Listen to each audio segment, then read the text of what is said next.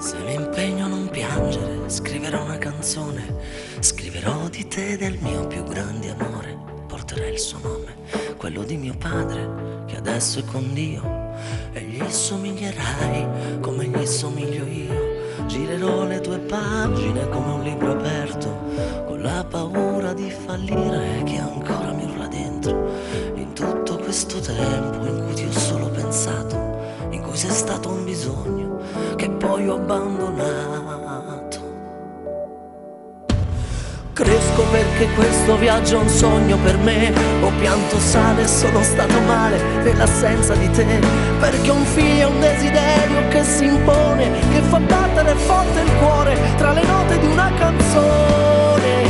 Cresco perché il pensiero di te mi emoziona, anche se passano gli anni, quell'idea non mi abbandona. Non sarà la cicogna a portarti da me, ma somiglierai a tuo padre, proprio come me.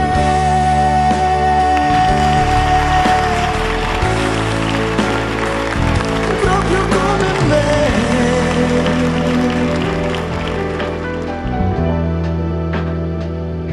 E mi impegno a non piangere quando ti avrò tra le mani, mentre sento il tuo profumo e mi interrogo sul domani, mentre cerco tra le nuvole le tue ali, perché ancora mi specchio nel rimorso della vita, mentre aspetto che la mano tu mi stringa tra le dita, e tutto questo aspettarti non sia stato vano, che sia un giorno non lontano. Cresco perché questo viaggio è un sogno per me.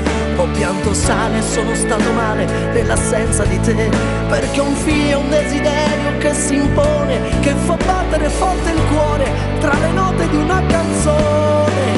Cresco perché il pensiero di te mi emoziona, anche se passano gli anni, quell'idea non mi abbandona. Non sarà la cicogna a portarti da me, ma somiglierai a tuo padre, proprio come me. Disegno i tratti di te sulla 4 del cuore, non ti conosco ancora e sei il mio dipinto migliore, il mio dipinto migliore.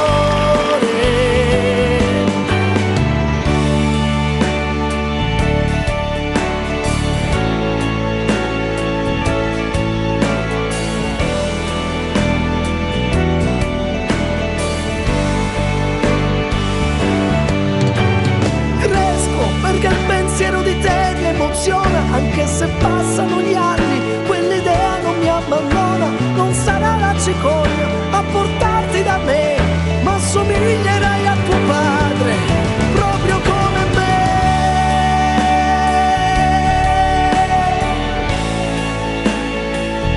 Proprio come me.